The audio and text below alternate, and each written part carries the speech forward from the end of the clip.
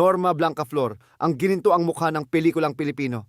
Sa mayamang kasaysayan ng pelikulang Pilipino, may mga bituing sumikat na ang liwanag ay nananatiling maningning sa alaala ng mga manonood kahit pa lumipas ang maraming dekada. Isa sa mga natatanging pangalang ito ay si Norma Blancaflor, isang aktres mula sa panahong bago ang ikalawang digmaang pandaigdig, na ang kariktan at talento ay nag-iwan ng hindi mabuburang marka sa industriya.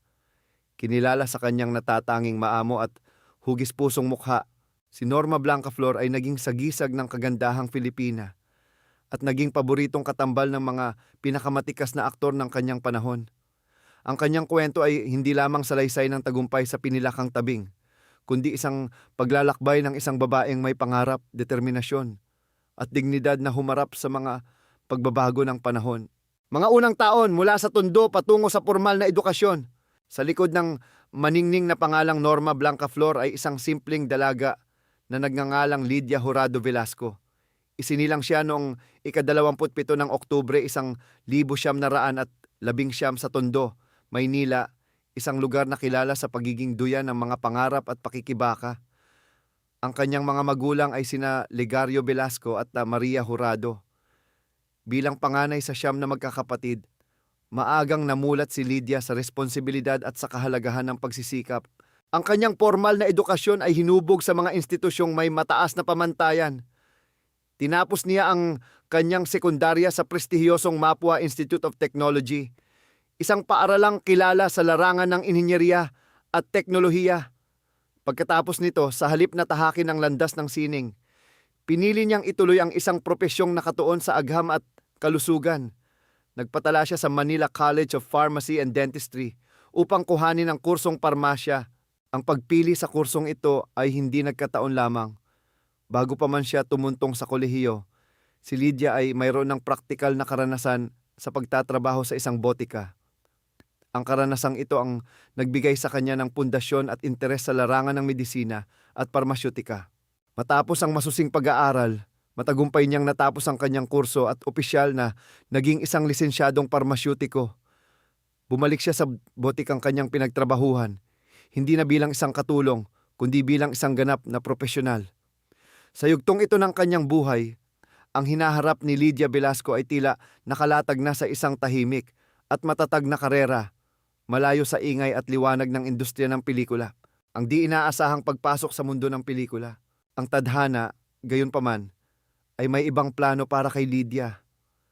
Ang kanyang landas ay nagkrus sa landas ng noon ay kilalang aktres na si Cecilia Visconde. Naging malapit na magkaibigan ng dalawa, at sa kanilang pagsasama, agad na napansin ni Visconde ang pambihirang ganda at potensyal ni Lydia.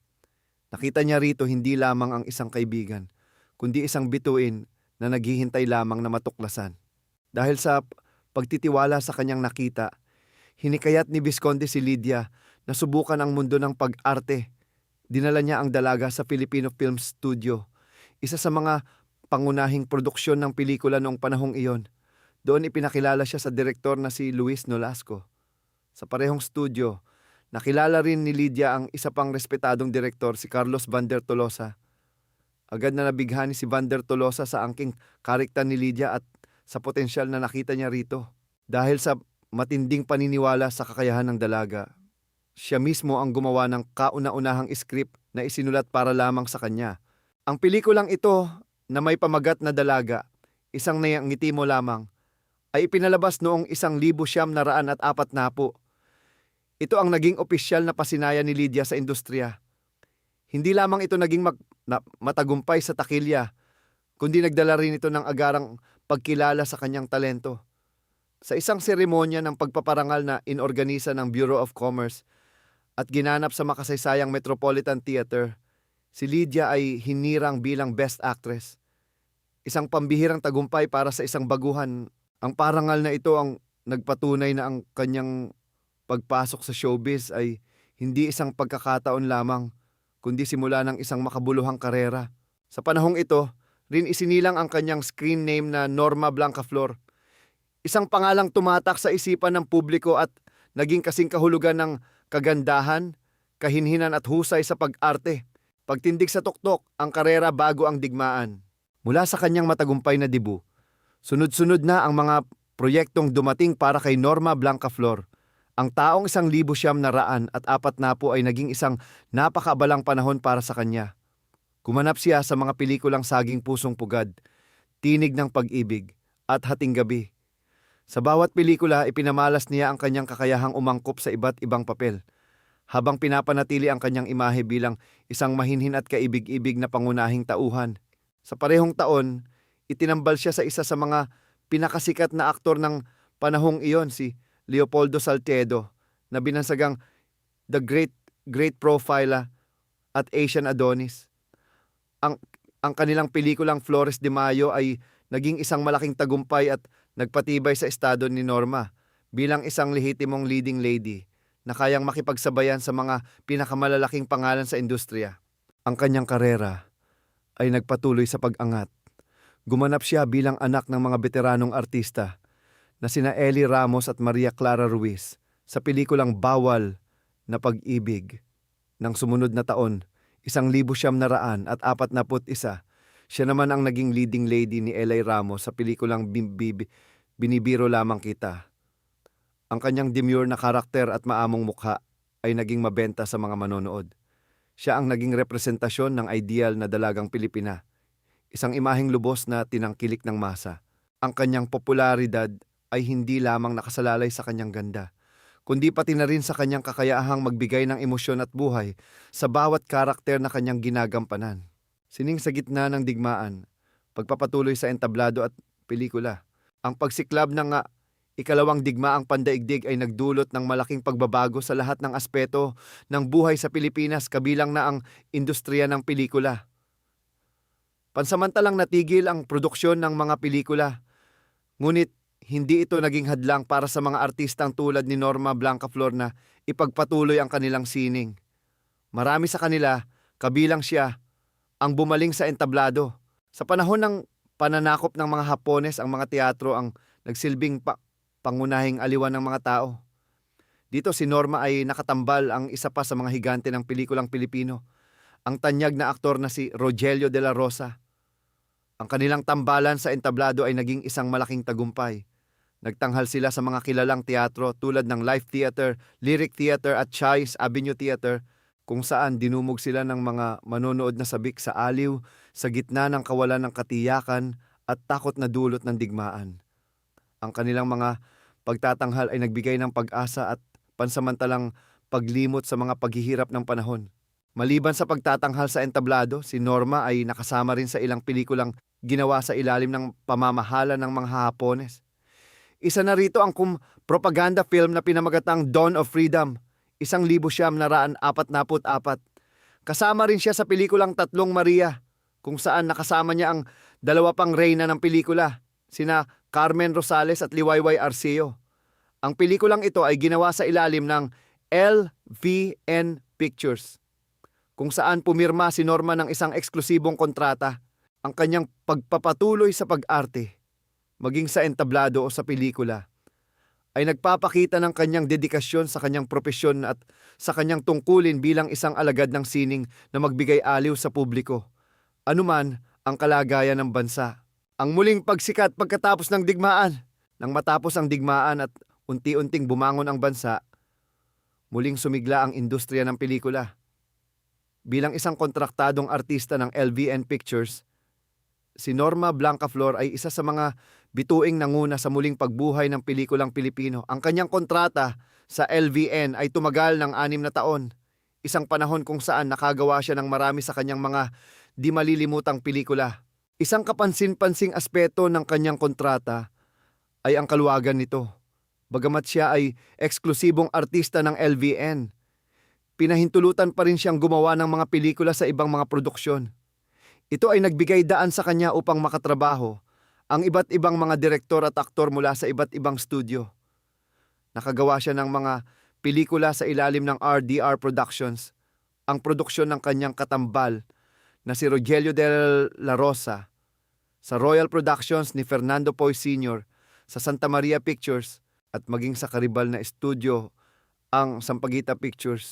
Ang kakayahang ito na magtrabaho sa iba't ibang kampo ay nagpapakita ng mataas na pagtingin at respeto ng industriya sa kanyang talento at profesionalismo. Ang kanyang huling pagganap sa ilalim ng LVN Pictures ay sa pelikulang Amor Mio noong 1952. Sa pelikulang ito, isang interesanting tala sa kasaysayan ng pelikula ang naganap. Nakasama niya ang isang sanggol na gumanap bilang Batang Jesus, na sa paglipas ng panahon ay makikilala bilang isa ring mahusay na aktor, si Tirso Cruz ikatlo. Ang sandaling ito ay tila isang simbolikong pagpasa ng sulong mula sa isang henerasyon ng mga bituin patungo sa susunod. Pagbabagong anyo ang pagyakap sa mga papel ng isang ina. Tulad ng lahat ng bagay sa mundo, ang panahon ng pagiging isang matinee idol at leading lady ay may hangganan. Sa paglipas ng panahon, habang dumarating ang mga bagong mukha sa industriya, si Norma Blancaflor ay nagpakita ng kanyang katatagan at kakayahang umangkop.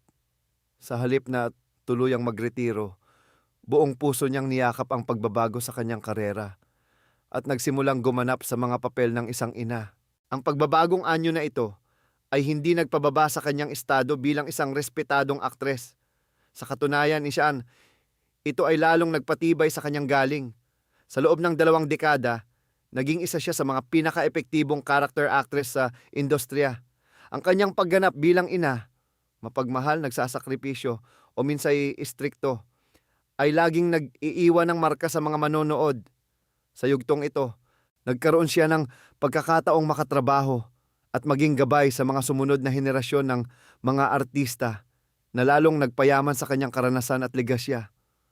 Ang kanyang pananatili sa industriya sa loob ng mahabang panahon ay isang testamento sa kanyang walang kupas na talento at sa kanyang malalim na pagmamahal sa sining ng pag-arte. Ang huling kabanata, pamamahinga at pribadong buhay. Matapos ang mahigit 4 na dekada sa industriya ng pelikula, dumating ang panahon para kay Norma Blancaflor na tuluyan ng mamahinga mula sa liwanag ng kamera. Ang kanyang huling pelikula ay ang Ayokong Maging Kerida noong 1983. Pagkatapos nito, pinili niyang talikuran ang showbiz upang pagtuunan ng pansin ang kanyang personal na buhay. Namuhay siya ng tahimik at malayo sa mata ng publiko. Naging kabiyak niya ang isang Amerikanong nagngangalang John Robert Price. Sila ay nanirahan sa Estados Unidos kung saan masaya at maayos ang kanilang naging pagsasama. Dito, tinamasa ni Norma ang bunga ng kanyang mga pinaghirapan, isang buhay na simple, pribado at payapa. Sa kanyang pagtanda, kabilang na ang pagdidiriwang ng kanyang ika-85 kaarawan. Nanatili siyang isang pribadong individual, kontento sa mga alaalang iniwan niya sa ginintuang panahon ng pelikulang Pilipino. Legasya ang di kukupas na kariktan. Si Norma Blancaflor ay pumanaw, ngunit ang kanyang legasya ay mananatiling buhay. Sa kabuuan ng kanyang mahabang karera, nanatili siyang isang huwaran ng profesionalismo at dignidad. Isa siya sa ilang artista na tumagal sa industriya nang walang gaanong kontrobersya. Ang kanyang buhay, kapwa sa loob at labas ng kamera, ay naging makabuluhan at puno ng biyaya. Itinuturing siyang isa sa mga tunay na haligi ng pelikulang Pilipino. Ang kanyang mga naging pagganap sa mga natatanging pelikula ay naging bahagi na ng pamanang pangkultura ng bansa. Ngunit higit sa lahat, siya ay maaalala para sa kanyang maamong hugis-pusong mukha, isang mukhang sumalamin sa kagandahan, kahinhinan at katatagan ng babaeng Filipina. Ang mukhang yon, na unang sumikat noong 1940 ay hindi lamang nagpasaya sa milyon-milyong manonood, kundi naging isang di malilimutang simbolo ng isang ginintuang panahon sa kasaysayan ng pelikulang Pilipino.